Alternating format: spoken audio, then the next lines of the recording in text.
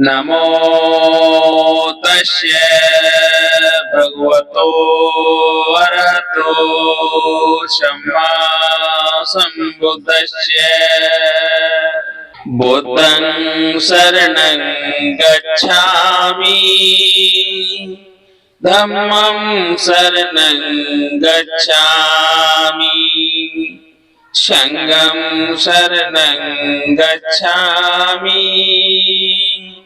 द्वितीयंपि बुद्धं शरणं गच्छामि, द्वितीयंपि धम्मं शरणं गच्छामि, द्वितीयंपि संघं शरणं गच्छामि, तृतीयंपि बुद्धं शरणं गच्छामि, तृतीयंपि धम्मं शरणं गच्छामि, तृतीयंपि संघं शरणं गच्छामि। बुद्धं शरणं गच्छामि, धम्मं शरणं गच्छामि, संघं शरणं गच्छामि, द्वितीयंपि बुद्धं शरणं गच्छामि, द्वितीयंपि धम्मं शरणं गच्छामि, द्वितीयंपि संघं शरणं गच्छामि, तृतीयंपि बुद्धं शरणं गच्छामि, तृतीयंपि धम्मं शरणं गच्छामि, तृतीयंपि संघं शरणं गच्छामि। तस्य भगवतो अरहतो सम्मा सम्बुद्धस्य। नमो तस्य भगवतो अरहतो सम्मा सम्बुद्धस्य।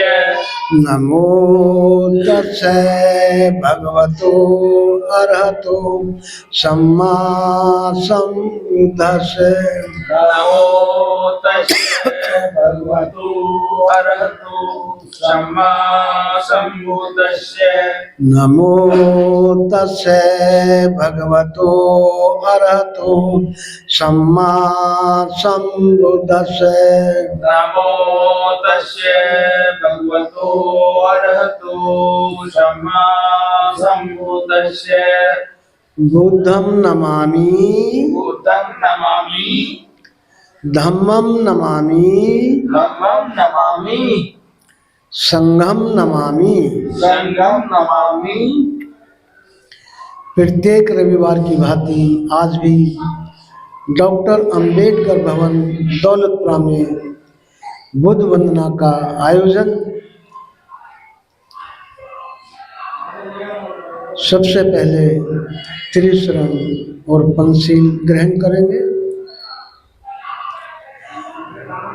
बुद्धं शरणं गच्छामि, बुद्धं शरणं गच्छामि, धम्मं शरणं गच्छामि, धम्मं शरणं गच्छामि, संघं शरणं गच्छामि, संघं शरणं गच्छामि, द्वितीयंपि बुद्धं शरणं गच्छामि, द्वितीयंपि बुद्धं शरणं गच्छामि, द्वितीयंपि धम्मं शरणं गच्छामि,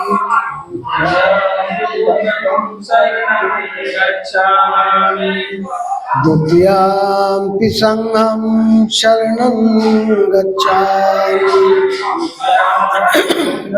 शरणं गच्छामि, तृतीयाम्पि बुद्धं शरणं गच्छामि तृतीयाम्पि बुद्धं शरणं गच्छामि तृतीयाम्पि धम्मं शरणं गच्छामि तृतीयाम्पि संघं शरणं गच्छामि तृतीयाम्पि संघं शरणं गच्छामि तृतीयाम्पि संघं शरणं गच्छामि। त्रिशरण संपूर्ण आप पंचशील ग्रहण करेंगे। पाणातिपाता वेरमणि शिक्षापदं समादयामि पाणातिपाता वेरमणि शिक्षापदं समादयामि आदिन्नदाना वेरमणि शिक्षापदं समादयामि आदिन्नदाना वेरमणि शिक्षापदं समादयामि कामेषु मिच्छाचारा वेरमणि शिक्षापदं समादयामि कामेषु मिच्छाचारा वेरमणि शिक्षापदं समादयामि मुसावादा वेरमणि शिक्षापदं समादयामि मुसावादा वेरमणि शिक्षापदं समादयामि सुरा मेरे मज्ज पमादठाना वेरमणि शिक्षापदं समादयामि सुरा मेरे मज्ज पमादठाना वेरमणि शिक्षापदं समादयामि। पंचशील संपूर्ण शांति साध साध साध। अब त्रिरत्न वंदना, बुद्ध वंदना, धम्म वंदना, संघ वंदना हमारे धम्मोपासक बड़े भाई श्रद्धेय तुम दो और फिर शोर करें। बाबूलाल गौतम जी। लो जी मान दो तो तुम वैसे हो फिर बात करना।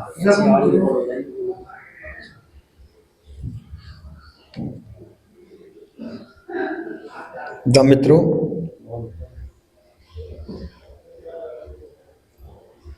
अभी आपने त्रिशरण पंचशील ग्रहण किया, जो श्रद्धेय सेठ भजन लाल जी ने आपको उसका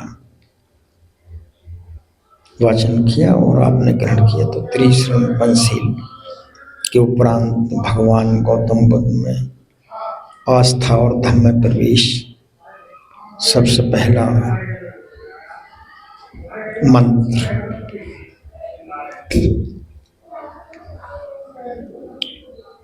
अभी सभी बोलेंगे, पहले नमन बोलेंगे।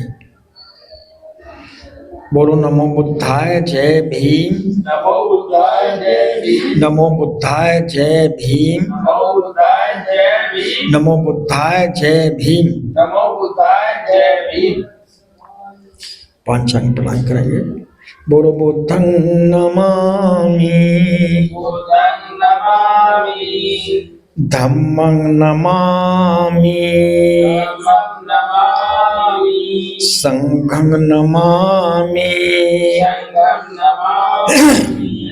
नमो तस्से भगवतो अरहतो सम्मा सम्बुद्धस्से, नमो तस्से भगवतो अरहतो सम्मा सम्बुद्धस्से, नमो तस्से भगवतो अरहतो सम्मा सम्बुद्धस्से, नमो तस्से भगवतो, अरहतो सम्मा सम्बुद्धस्से, नमो तस्से भगवतो अरहतो सम्मा सम्बुद्धस्से। नमो तस्से भगवतो अरहतो सम्मा सम्बुद्धस्से। भगवान गौतम बुद्ध को नमन। अब त्रिरत्न वंदना, त्रिरत्न धम्म बुद्ध धम्म संघ, इनकी वंदना है। महायान पद्धति में पूजा बोलते हैं उसको, हमारे यहाँ वंदना बोलते हैं, वंदन करना है तो त्रिरत्न वंदना, बुद्ध वंदना। इति पीसो भगवान हम सम्मा संबुद्धो विद्या चरण संपन्नो सुगतो लोक विदु अनुत्तरो प्रदम सारथि सत्था देवानुसार बुद्धो भगवती बुद्धं जीवित पर्यंतम शरणं गच्छामि ये च बुद्धा चिचा ये च बुद्धा अनागता पचुपन्ना ये च बुद्धा अहम वन्दामि सबदा नत्थि में शरणं वयं बुद्धो में शरणं एतेन सेज बच्चेन होतु ते जय मंगलम उत्तम मंगन बुद्ध ये पाशु पशु पर उत्तम बुद्धो ये खरितो दोषो बुद्धो खम तो उत्तम यम किचनिम रत्नम लोग विविधता पथु रत्नम नत्मा तस्मै सत्मा संतोषोति बमंतु में यो सन्नि सन्नो वर मोदी में महति विजेता संबोधि मागच्छ अनंत गाणो लोकोत्तम प्रणमामि बुद्धं नमामि। धम्मन्ना स्वाखातो भगवता धम्मो सानिधिको अकालिको ये पश्चिको उपन्निको पश्चात वेदितम भुविदु धम्मं जीवित पर्यंतम शरणं गच्छामि ये च धम्मा जिचा ये च धम्मा रागता पचुपन्ना ये च धम्मा अहम वन्दामि सबदा नत्थि में शरणं धम्मो में शरणं मजम एतेन सेज बच्चेन होतु ते जय मंगलम उत्तम मंगल धम्मो ये पाशु पशु परत्तम धम्मो ये खरितो दोषो धम्मो हम तो उत्तमम। संगबंधा सुपटी पन्नो भगवतो सावक संगो उजपटी पन्नो भगवतो सावक संगो न्यायपटी पन्नो भगवतो सावक संगो सामीची पटी पन्नो भगवतो सावक संगो यदि दंग चत्तारी पुरुष योगानी अठ पुरुष पुगला ऐस भगवतो सावक संगो आहुनयो पाहुनयो अंजि दक्षिणयो अंजलि करणयो नेत्रो पुयं खेतन लोक शक्ति संघं जीवित पर्यंतम शरणं गच्छामि ये च संगाति च ये च संगानागता पचुपन्ना ये च संगा अहम वन्दामि सबदा नत्थि में शरणं वयं संघो में शरणं एतेन सेज बच्चेन होतु ते जय मंगलम उत्तम मंगल संगो ये पाशु पशु पर उत्तम संघो ये खरितो दोषो संगो हम तु उत्तमम नत्थि में शरणं वयं बुद्धो में शरणं वयं नत्थि में शरणं वयं धम्मो में शरणं वयं नत्थि में शरणं वयं संघो में शरणं एतेन सेज बच्चेन होतु ते जय मंगलम यम किचनिम रत्तो विविधता पतु यम किचनिम रत्तो विविधति धम्मं विविधता पतु यम किचनिम विविधति संघं विविधापतु ईमाय धम्माय धम्माननु पटिपत्तियां बुद्धं पूजेमि ईमाय धम्माय धम्माननु पटिपत्तियां धम्मं पूजेमि ईमाय धम्माय धम्माननु पटिपत्तियां संघं पूजेमि सभ्य पापस्य उकुलम से कुशलम से सब संपदा संचित परियोदंतु एकदम बुद्धानुशासन अंधभूतमय्यम लोक नमस्के तो समस्ती सगलो जाल मुत्तो अप्पो सब्बो गच्छति नाही बैरन बैरानी समन्तीत कुछ आचनन ए बैरन ज सम्मति एस धम्मा सनातनो। सभी जो हमारे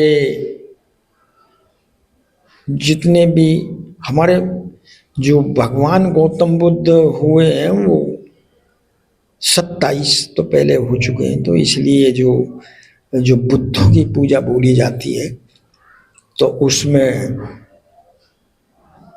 अब समय नहीं है, 27 बुद्धों का नाम है, उनकी पूजा होती है। तो ये है बुद्ध वंदना जो भगवान गौतम बुद्ध के अब नाम से होती है, तो बुद्ध वंदना। तो इसमें जो भगवान गौतम बुद्ध का है उनका ही बंधन होता है। एक वर्ड न किसी बाहर की किताब से और न किसी उनके द्वारा बताए गए बिना एक वर्ड नहीं बोला जाता। तो ये सब जो बात है बुद्ध वंदना का पार्ट है जो बुद्ध वंदना में बताई जाती। भवतु सब्ब मम रखन्तु सब्ब देवता सब्ब भूतानि सोति भवन्तु मे, भवतु सब्ब मम रखन्तु सब्ब देवता सब्ब धम्मानि सोति भवन्तु मे, भवतु सब्ब मम रखन्तु सब्ब देवता सब्ब संघानि सोति भवन्तु मे। बोलो साधु साधु साधु। भवतु सब्ब मंगलम जो वर्ड आया है भगवान गौतम ने ये कहा है कि इसमें जो है मेरा कुछ नहीं है, मेरे से और भी पहले बुद्ध हो चुके हैं ना, तो सभी का जो है इसमें सामंजस्य और बंधन होना चाहिए। तो भवतु सब सभी जो बुद्धों की जो गाथाएं हैं या वंदना है उनको सबको बोला जाता है भवतु सब मंगलम। सबका मंगल हो, सबका मंगल हो, सबका मंगल हो, सबका मंगल। बोलो साधु साधु। क्या हिंदी में? हाँ, बहुत बहुत साधुवाद हमारे धम्मोपासक श्रद्धेय बाबूलाल गौतम जी का, जिन्होंने त्रिरत्न वंदना, बुद्ध वंदना, धम्म वंदना, संघ वंदना जो कि पाली भाषा में थी, अब उसका हिंदी रूपांतरण बड़े भाई श्रद्धेय रुमाल सिंह जी। सबके पूज्य सर्वश्रेष्ठ ज्ञान के ज्ञाता, सभी सद्विद्याओं और उनके आचरण से युक्त, सुंदर गति देने वाले, लोक लोकांतर के रहस्यों को जानने वाले सर्वश्रेष्ठ महापुरुष हैं। अद्वितीय सारथी की भांति राग द्वेष और मोह में फंसे हुए मानव को ठीक रास्ते पर लाने वाले, देवताओं और मनुष्यों के शिक्षक, स्वयं बौद्धि स्वरूप और दूसरों को बोध कराने वाले, सर्वश्रेष्ठ चित्त परिशुद्ध से युक्त तथा सभी कलेशों से मुक्त सबके पूज्य हैं। मैं जीवन पर्यंत बुद्ध की शरण जाता हूँ। मैं भूतकाल, वर्तमान काल व भविष्य काल में जितने भी बुद्ध हैं होंगे, मैं उन सब की सदा वंदना करता हूँ। मेरी दूसरी कोई शरण नहीं है, केवल बुद्ध ही उत्तम शरण है। इस सत्य वचन से मेरा जय और मंगल हो। जो संपूर्ण दोष और मल से रहित भगवान बुद्ध हैं, मैं उनकी पवित्र पद धूल की नतमस्तक होकर वंदना करता हूँ। यदि अज्ञानवश बुद्ध के प्रति कोई दोष हो गया हो तो बुद्ध उसको क्षमा करें। संसार में जितने भी रत्न विद्यमान हैं, उनमें से बुद्ध के समान कोई भी रत्न नहीं है। अतः मेरा कल्याण हो। बोधि वृक्ष के नीचे बैठकर जिन्होंने कामदेव की असंख्य सेना को हराया और ज्ञान प्राप्त करके बुद्धत्व लाभ किया, मैं ऐसे उत्तम बुद्ध को प्रणाम करता हूँ।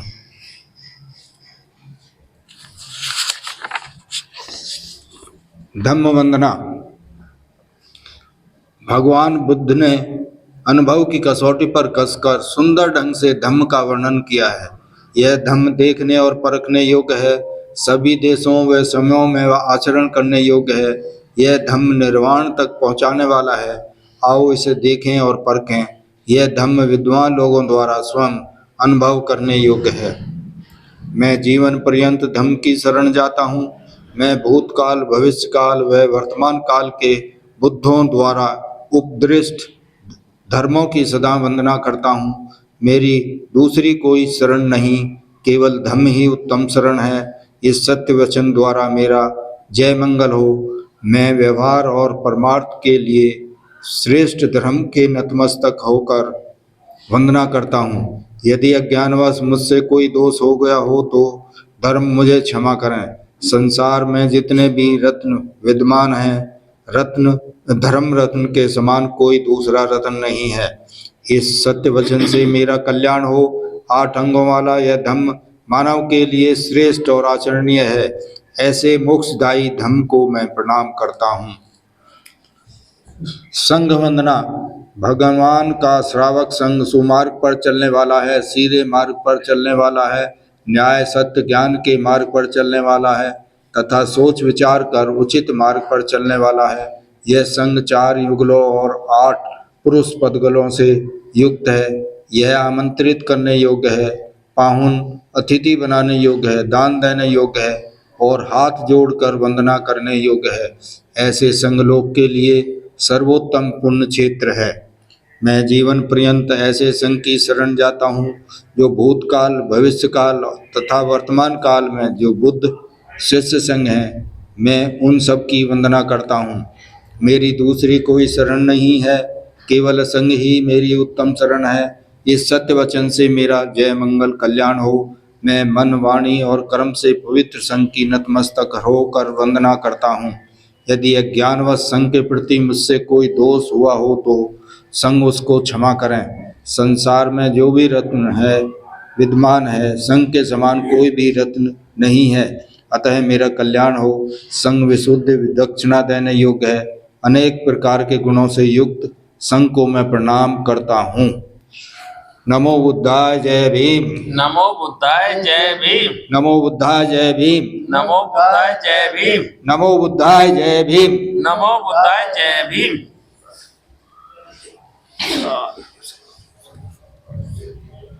बहुत बहुत साधुवाद हमारे बड़े भाई श्रद्धे विमल सिंह जी का, जिन्होंने त्रिरत्न वंदना, बुद्ध वंदना, धम्म वंदना, संघ वंदना, धम्मपद के एक पाठ का वाचन करते हैं। श्रद्धे मनोज बोध से अनुरोध है कि वो उसका वाचन करें। श्रद्धे मनोज बोध। नमो बुद्धाय जय भीम। नमो बुद्धाय जय भीम। नमो बुद्धाय जय भीम। नमो बुद्धाय जय भीम। नमो बुद्धाय जय भीम। नमो बुद्धाय जय भीम। समाधि में लीन रहता है, अकेलेपन में बोध जागृत है और संतोष में जीवन यापन करता है, वास्तव में वही भिक्षु कहलाता है। काया के समय का अर्थ अकेले एकांकी होने की क्षमता का आ जाना, एकाग्र होना, अकेलेपन का बोध होता है। इसका अर्थ यह नहीं है कि किसी घर या गुफा में बंद हो जाना। गुफा में बैठकर भी मन सांसारिक बंधों में भटकता है तो वह एकांतवास नहीं कहलाता। अकेले होने का अर्थ है अत्यमूर्खी हो जाना, भीतर की ओर मुड़ जाना, चलते फिरते भीड़ में शांत और मौन रहना तथा किसी के बारे में न सोचना। वाणी पर संयम ना मौन रहने का अर्थ यह नहीं है कि कुछ बोलो नहीं। समाज के बीच रहने पर जरूरत पड़ने पर भी मुंह पे ताला लगा देना और बोलना नहीं, मौन ही कहलाता है। जब जरूरी हो तो जरूरत के अनुसार संयम रखकर बोलना चाहिए। जरूरी बोलना और गैर जरूरी नहीं बोलना। जितना जरूरी है उतना ही बोलने की क्षमता, क्योंकि अक्सर अधिक गैर जरूरी और व्यर्थ में बोलने से व्यक्ति कई परेशानियां मोल ले लेता है। वचन का समय अर्थात जो जानते हो वही बोलना। जिस व्यक्ति वास्तव या विषय के बारे में कुछ जानकारी नहीं है, अनुभव नहीं, उनके बारे में असत्य, काल्पनिक और आवश्यक बोलना वाणी या वचन के संयम के विरुद्ध है। ऐसा कहना करना अहितकार है, अच्छा नहीं है। जिसकी वाणी पर संयम है वह मधुर भाषी होता है।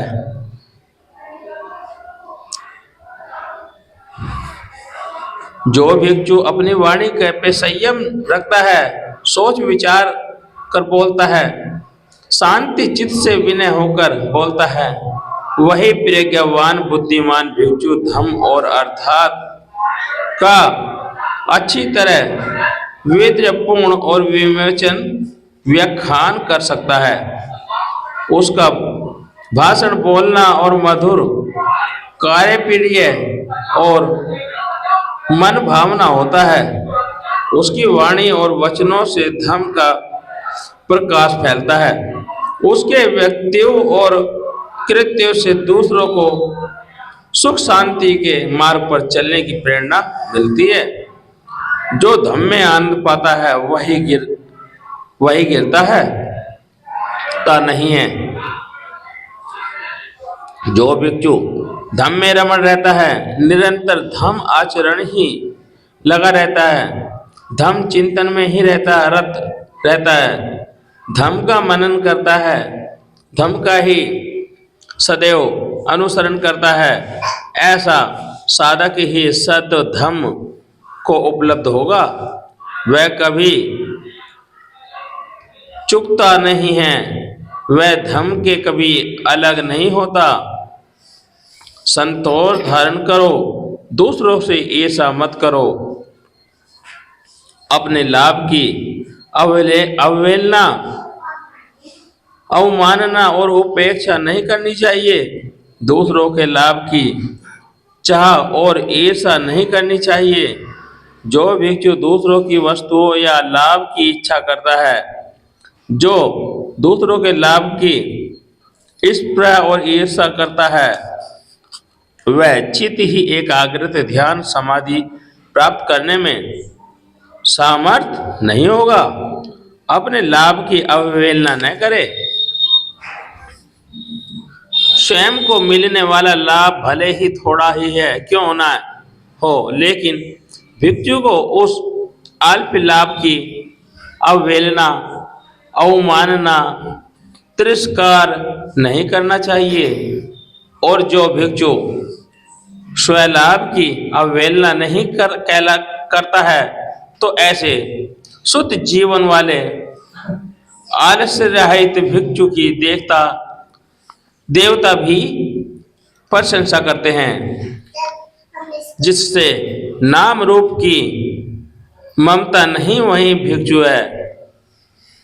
संसार के सबसे सभी नाम और रूपसी नाम और रूप में यशम जिसके मन में मयंती और माता नित्य नहीं है, क्षय और असत्य न होने पर न सोचती नहीं शोक करता, सवह के निश्चित ही भिक्षु तथा भिक्षु है, वह विच्युति कहलाता है। संसार के किसी भी नाम और रूप में पंच सगन के प्रति उसके मन में थोड़ी सी भी ममता नहीं होती, जिसका बिल्कुल ही मैं और मेरे का भाव नहीं होता, जो उसमें भी किसी भारी वस्तु के न रहने या न मिलने या न होने का शोक दुख नहीं करता,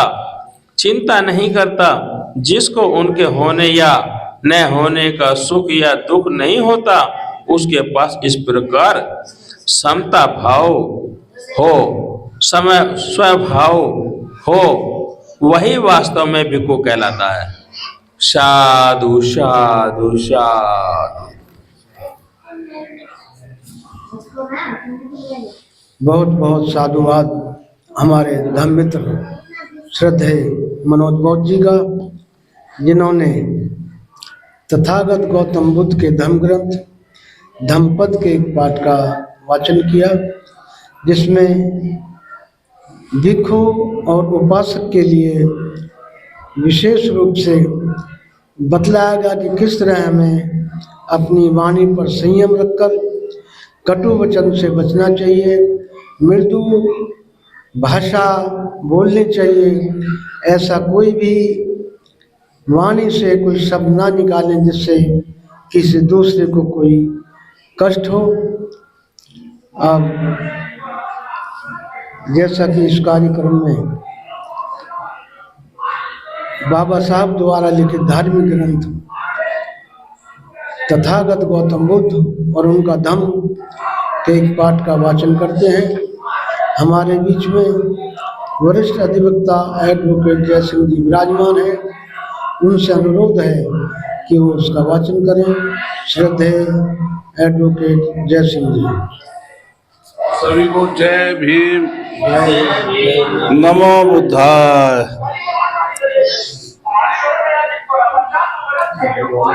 तथागत की अनुकंपा से आज का जो पाठ है विशाखा की दानशीलता, बुद्ध और उनका धम्म, जो परम पूज्य बाबा साहब डॉक्टर अंबेडकर जी द्वारा रचित ग्रंथ है, उसमें विशाखा की दानशीलता का उल्लेख किया गया है। मैं आपके सामने उसका अध्ययन करता हूँ। विशाखा श्रावस्ती की एक बड़ी धनी महिला थी। उसके पुत्र पौत्र बहुत थे।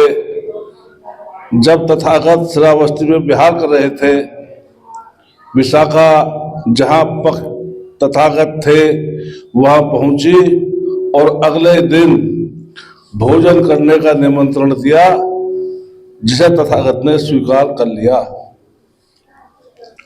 उस रात और दूसरे दिन सुबह भी भारी वर्षा हुई। भिक्षुओं ने अपने चीवरों को सुखा रखने के लिए उन्हें उतार दिया और सारी वर्षा अपने नंगे बदन पर पड़ने दी। जब दूसरे दिन तथागत भोजन समाप्त कर चुके तो विशाखा एक नीचा आसन लेकर नजदीक बैठ गई। बड़ी विनम्रता पूर्वक बोली, भगवान मैं आपसे 8 वर चाहती हूँ। तथागत बोले,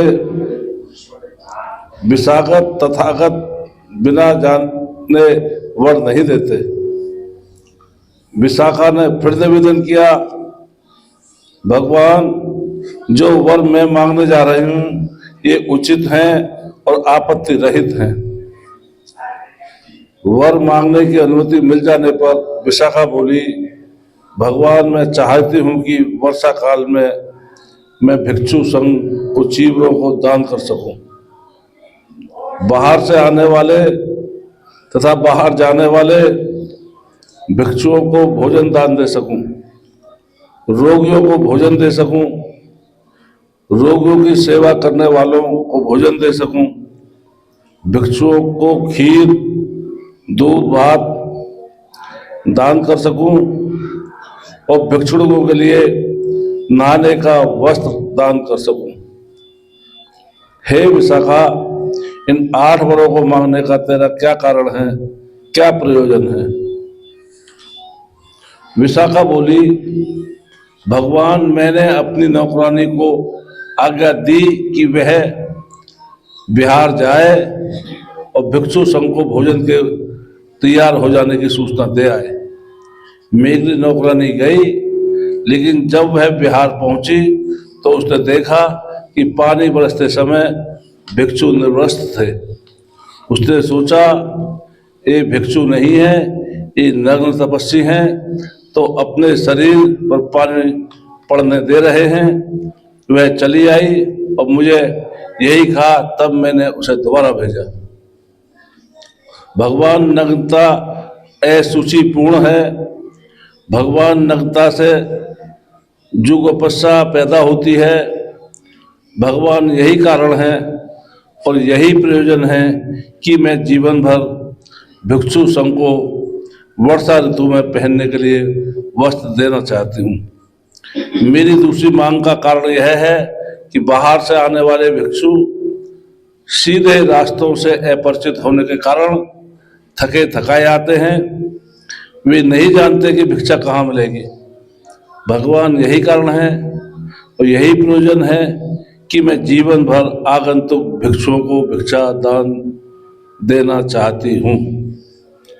मेरी तीसरी मांग इसलिए है कि एक बार बाहर जाने वाला भिक्षु यदि भिक्षाटन के लिए जाएगा तो वह शेष भिक्षुओं से पीछे रह जा सकता है, अथवा जहाँ वह पहुँचता है वहाँ विशेष विलम्ब से पहुँचेगा और वह अपने यहाँ से ही थका थकाया रवाना होगा। चौथे, यदि एक बीमार भिक्षु को ठीक पथ्य न मिले तो उसका रोग बढ़ भी सकता है और वह मर भी सकता है। पांचवें, जो भिक्षु रोगी की सेवा शुश्रूषा में लगा है उसे अपने लिए भिक्षाटन का समय नहीं मिल सकता। छठे, यदि रोगी भिक्षु को ठीक औषधि न मिले तो उसका रोग बढ़ सकता है और वह मर भी सकता है। सातवें, भगवान, मैंने सुना है कि तथागत ने क्षीर पायास यानी खीर की प्रशंसा की है, क्योंकि उससे बुद्धि को स्फूर्ति मिलती है और भूख प्यास दूर होती है। स्वस्थ आदमी के लिए यह पूरा भोजन है और रोगी के लिए यह पथ है। इसलिए मैं अपने जीवन भर संघ को क्षीर पायास का दान देना चाहती हूँ।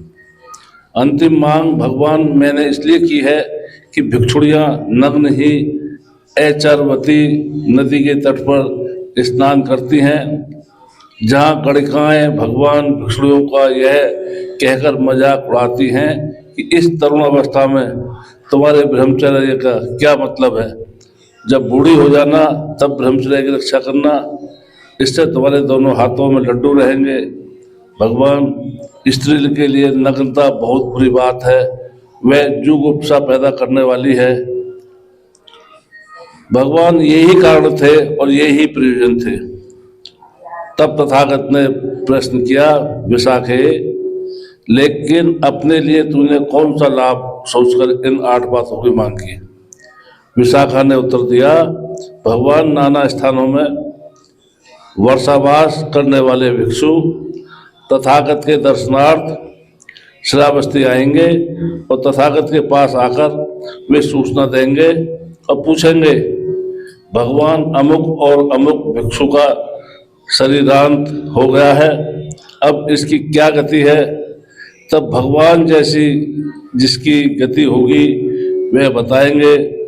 यदि वह सोतापन आदि मार्ग फल प्राप्त रहा है तो वह बताएंगे, और तब मैं उन भिक्षुओं के पास जाकर उनसे पूछूंगी कि क्या यह भिक्षु कभी श्रावस्ती में रहा है।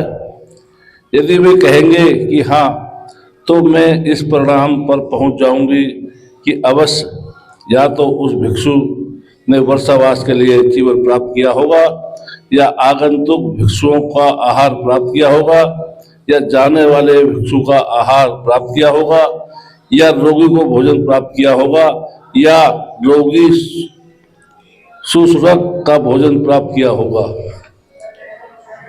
अथवा रोगी होने के कारण औषधि प्राप्त की होगी, अथवा नित्य मिलने वाली खीर प्राप्त की होगी। तब मेरे मन में प्रसन्नता पैदा होगी कि प्रसन्नता से आनंद उपजेगा और आनंद होने से सारा शरीर यानी शांति को प्राप्त करेगा। शांति का अनुभव होने से दिव्य सुख का अनुभव होगा और उस सुख की अनुभूति में मुझे हृदय की शांति प्राप्त होगी। यह एक प्रकार से मेरे लिए श्रद्धा, बल आदि तथा 7 संबोधि अंगों की प्राप्ति होगी। भगवान, अपने लिए मन मैंने यही लाभ सोचकर इन 8 बातों की मांग की है। तब तथागत ने कहा, विशाखे, यह बहुत अच्छा है कि तूने यह लाभ सोचकर तथागत से यह 8 वत मांगे हैं। जो दान के पात्र है, उन्हें जो दान दिया जाता है वह अच्छी भूमि में फल डालने के समान है, जिससे खूब फसल होती है। लेकिन जो राग द्वेष के वशीभूत हैं, उनको दिया गया दान खराब भूमि में बीज डालने के समान है। दान ग्रहण करने वाले के राग द्वेष मानव पुण्य की बुद्धि में बाधक हो जाते हैं। तदंतर तथागत ने शब्दों द्वारा पुण्य अवबोधन किया।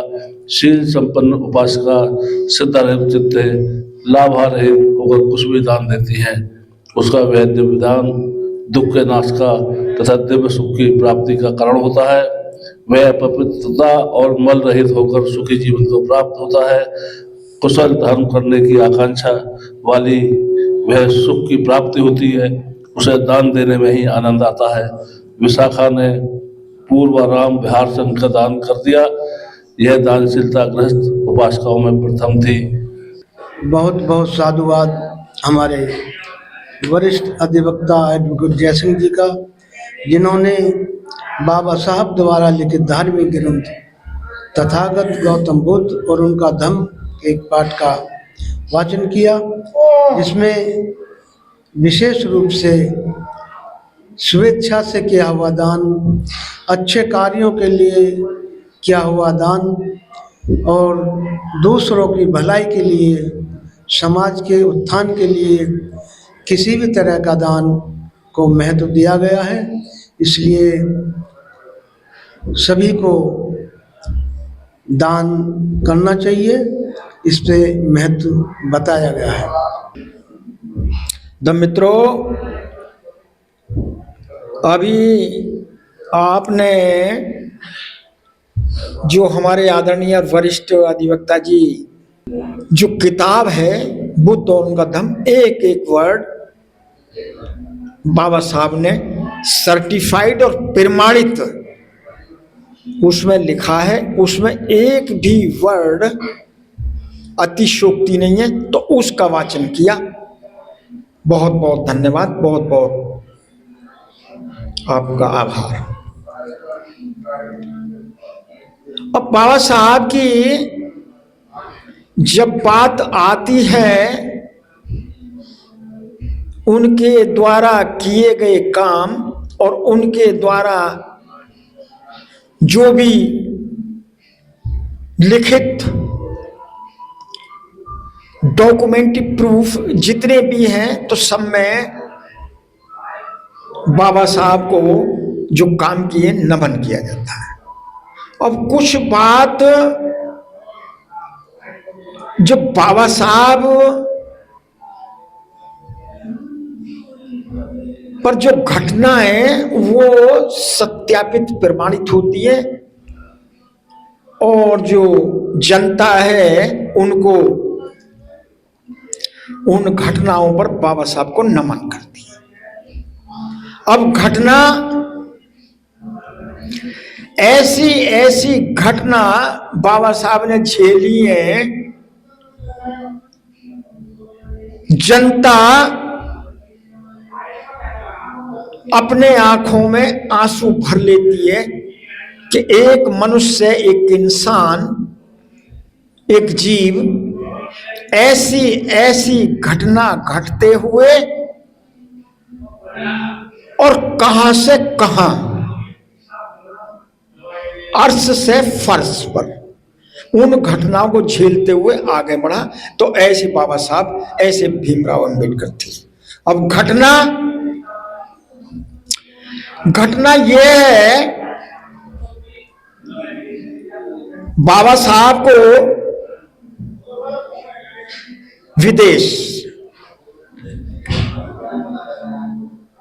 सन 1912 में बाबा साहब को एक बच्चा पैदा हुआ था, यशवंतराव अंबेडकर लास्ट में। तो बच्चा पैदा हो गया बाबा साहब का, उसका नाम यशवंतराव अंबेडकर। उसके बाद में सन 13 में बाबा साहब को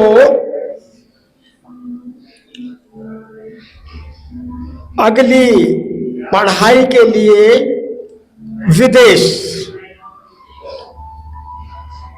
विदेश जाने की अनुमति, तो वहां के जो छत्रपति, जो वहां के राजा महाराजा थे, उन्होंने बाबा साहब को छत्र जो वजीफा दिया था, छात्रवृत्ति थी, उससे बाबा साहब भीमराव अंबेडकर पढ़ने चले गए लंदन, कैम्ब्रिज यूनिवर्सिटी।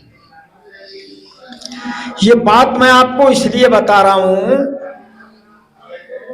सन 1913 में बाबा साहब भीमराव अंबेडकर लंदन चले गए।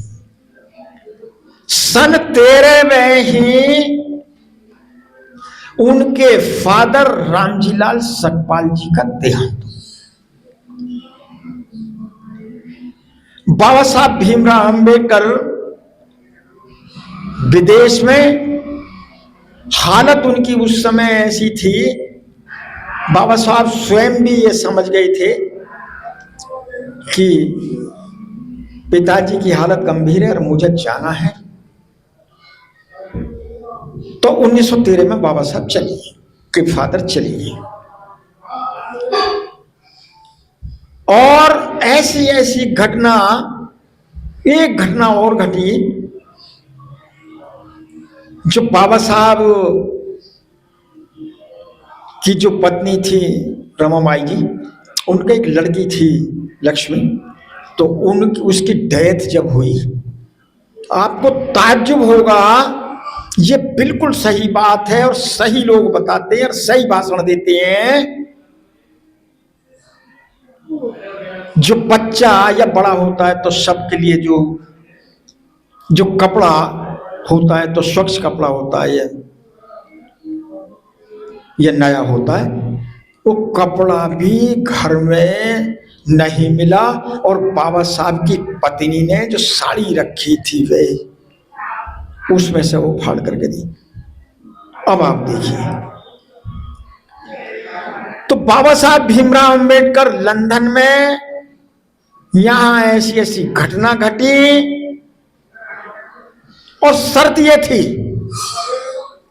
कि बाबा साहब भीमराव अंबेडकर जब लंदन में गए, शर्त ये थी राजा की, जब आप लौट करके आओगे मेरे यहां आपको नौकरी करनी पड़ेगी। इस छात्रवृत्ति उसमें समाहित हो जाएगी बिना वेतन के। जो बाबा साहब भीमराव अम्बेडकर ने उसको स्वीकार किया। और बाबा साहब, एक घटना ऐसी घटी कि बाबा साहब की पढ़ाई पूरी नहीं, छात्रवृत्ति खत्म। बाबा साहब को वापस आना पड़ा। जब बाबा साहब को वापस आना पड़ा, दोबारा एग्रीमेंट हुआ, खुशामद दरामद, तो बाबा साहब को फिर चले गए और फिर उसको पूरा करके आए। तो बाबा साहब की जो शर्त उसने लगाई थी राजा ने, बाबा साहब ने ये कहा, मैंने जो पढ़ाई पढ़ी है, छात्रवृत्ति पढ़ी है, और उसको मैं पूरा करूंगा। तो जो सयाजीराव गायकवाड़ थे, उनके वहाँ जो राजा थे, तो उन्होंने उनको, भाई मैं नौकरी करूंगा। तो जब नौकरी करी, और ये सब आपने पढ़ा है कैसे कैसे नौकरी करी, क्या हुआ, पानी तक नहीं, फाइल छूने नहीं देते, लकड़ी से लाठी से काम करते थे। ये बाबा साहब को अशोभनीय लगा और बाबा साहब इससे प्रताड़ित हो गए। जब प्रताड़ित हो गए, बाबा साहब ने स्वयं ये कहा, इन परिस्थितियों में मैं क्या करूं, बहुत प्रताड़ित हो गए। और एक चाल में किराए पर रहते थे, तो वहां पर बाबा साहब ने सारी स्थिति बताई। तो बाबा साहब के जो साथ राजभोज थे, तलबड़े थे, तिलकंडे थे, तो जितने भी थे, सब बाबा साहब ने सारी बात तब उनको बताई और ये कहा कि मैं इन परिस्थितियों में क्या करूं। तो बाबा साहब को उन्होंने ये कहा कि आप राजा साहब से एक बार संपर्क कर लें और सारी बात बता दें। तो बाबा साहब ने तय किया कि सब मैं बता ही देता हूं, आपने जो कहा है मैं आपकी आज्ञा का पालन करूंगा। तो वो एक दिन समय लेकर के बाबा साहब ने वहां पे राजा साहब से समय लिया और समय दे दिया गया। तो बाबा साहब मिलने चले। तो राजा ने जो उस समय का सैन्य शक्ति में जितना भी स्टाफ था, जो भी किया था, सबको बुलाया था, सभी लोगों को बुलाया था, बाबा साहब को। तो बाबा साहब जब वहां गए तो 11 दिन जो नौकरी करी थी, एक एक दिन का स्टेटमेंट, एक एक दिन की घटना, एक एक दिन की बात को लिख के ले गए थे। तो बाबा साहब ने जब एक एक दिन की घटना राजा साहब को बताई, उसका सबूत, उसका प्रतिक्रिया और उसको सर्टिफाइड करने के लिए राजा ने, जो स्टाफ था, ये कहा कि भाई ये जो डॉक्टर अम्बेडकर कह रहे हैं ये सही बात है, गलत है। उस स्टाफ ने ये कहा बिल्कुल सही बात है, एक एक बात है। डॉक्टर अम्बेडकर के साथ ऐसा ही हुआ और हम लोगों ने किया। तो राजा ने ये कहा, डॉक्टर अम्बेडकर अब ये बताइए कि ऐसी परिस्थितियों में मैं क्या करूं। एक तरफ सारा स्टाफ, सब लोग जितने भी हैं सब श्रेष्ठ जाति के हैं, लेकिन उसमें आप दलित हैं, तो इन परिस्थितियों में कैसे करें। के अधिकार दिलवाए। अब कार्यक्रम समापन की हो। मंगल कामना सभ्य सत्ता के पश्चात सभी को समर्पित करेंगे। आज की बुद्ध वंदना का आयोजन वरिष्ठ अधिवक्ता एडवोकेट जयसिंह जी के परिवार द्वारा किया जा रहा है। बहुत बहुत साधुवाद। अगले रविवार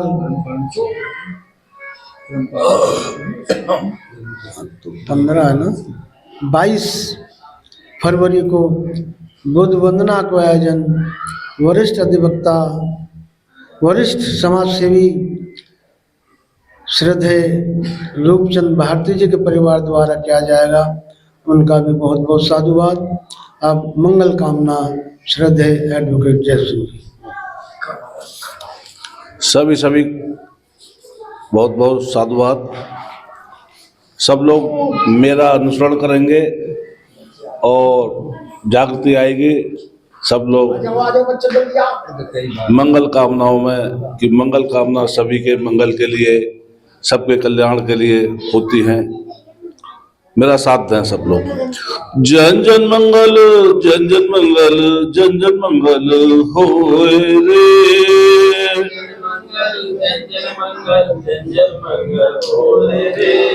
बुद्धं शरणं गच्छामि से सबका मंगल होए रे।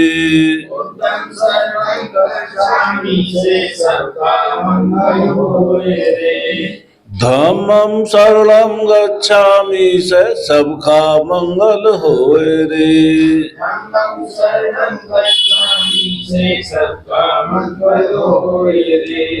संघं शरणं गच्छामि से सबका मंगल होए रे।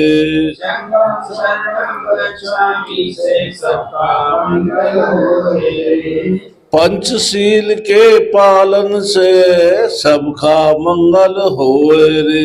पंचशील के पालन से सबका मंगल होए रे।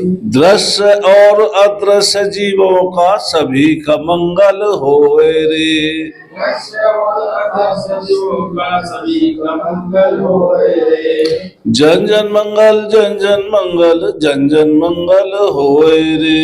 जन जन मंगल, जन जन मंगल, जन जन मंगल होए रे।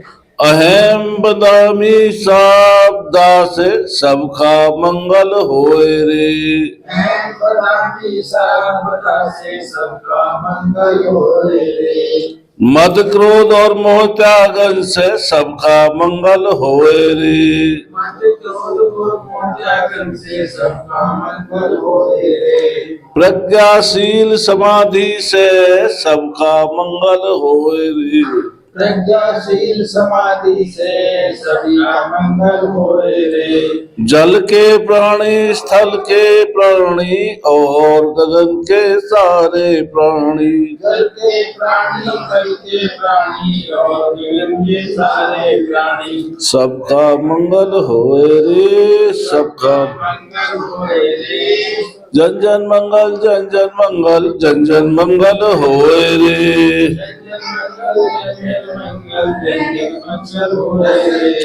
परमार्थ और शांति कर्म से सबका मंगल होए रे।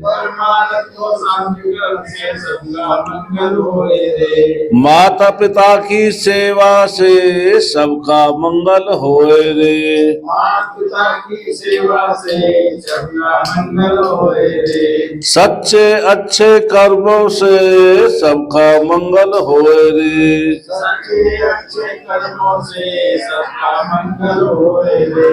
प्रकृति की पूजा से सबका मंगल होए रे। प्रकृति की पूजा से सबका मंगल होए रे। जन जन मंगल जन जन मंगल जन जन मंगल होए रे। जन जन मंगल जन जन मंगल जन जन मंगल होए रे।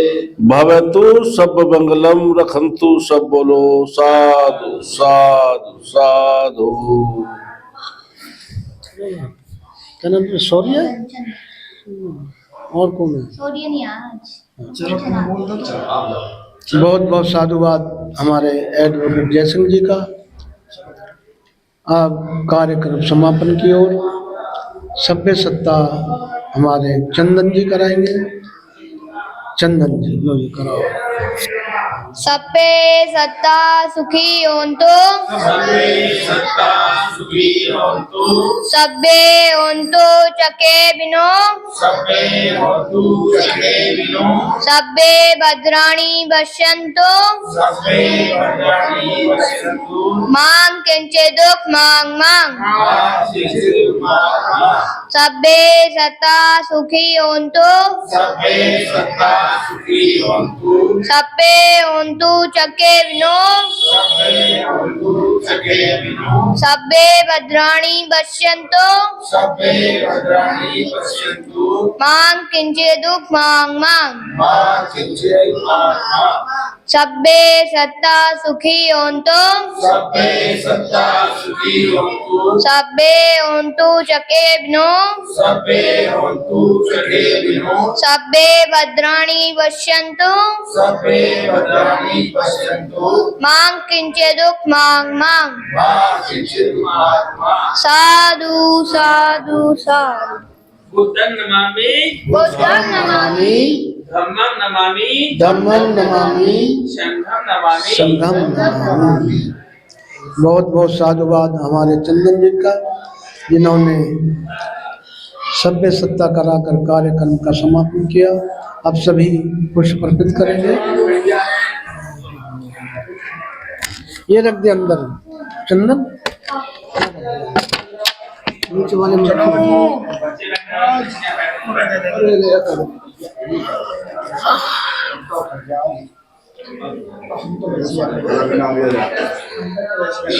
हड़बड़ा हो जाता।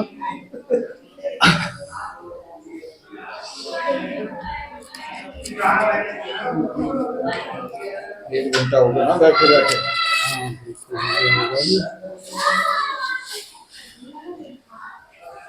नीचे वहाँ भी अभी वकील साहब वो वकील साहब को अभी प्रकाश करना है। अच्छा पहले बच्चों के साथ बात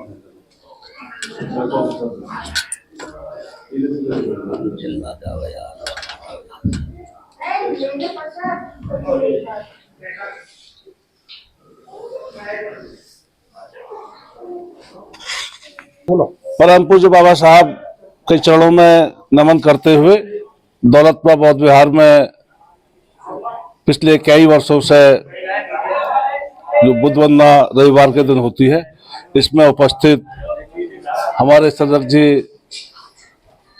श्रद्धेय भजनलाल जी, मनोज बौद्ध जी और बाबू जी और रुमाल सिंह जी और जयचंद जी, श्रद्धेय बाबूलाल जी, सुनीता जी और छोटे बच्चों, बाबा साहब का जो विचारधारा है उसको चलाने के लिए बाबा साहब ने जो तथागत भगवान बुद्ध के जीवन दर्शन से और उनके विचारों से हम सबको तथागत का अनुयायी, बौद्ध धर्म का अनुयायी बनाने के लिए प्रेरित किया है। हम लोग बाबा साहब की को जानने के साथ साथ, कि बाबा साहब ने हमें तथागत के धम्म का ज्ञान देते हुए कि धम्म ही कल्याणकारी है, धम्म ही जीवन को आखिरी समय तक सुख समृद्धि हर एक प्रत्येक तमाम प्रकार की बाधाओं से दूर रख सकता है। तो हमको धम्म की शरण में जाकर अपने जीवन को जीना चाहिए। धम्म में उन तमाम चीजों का समावेश है जिसके द्वारा मानव कल्याण और मानव प्रत्येक व्यक्ति, चाहे मानव है चाहे और भी वातावरण में, जल थल नभ में जो भी जिसमें प्राण है, उस सबका कल्याण, सबको जीने की, वो सब एक दूसरे से जुड़े हुए हैं। लंबा व्याख्यान है, तो बाबा साहब ने जो हमें शिक्षा, संगठन, संघर्ष के द्वारा और तथागत के धम्म को अपनाते हुए अपना जीवन जीने का सूत्र दिया है, हम बाबा साहब के ऋणी हैं, ऋणी रहेंगे।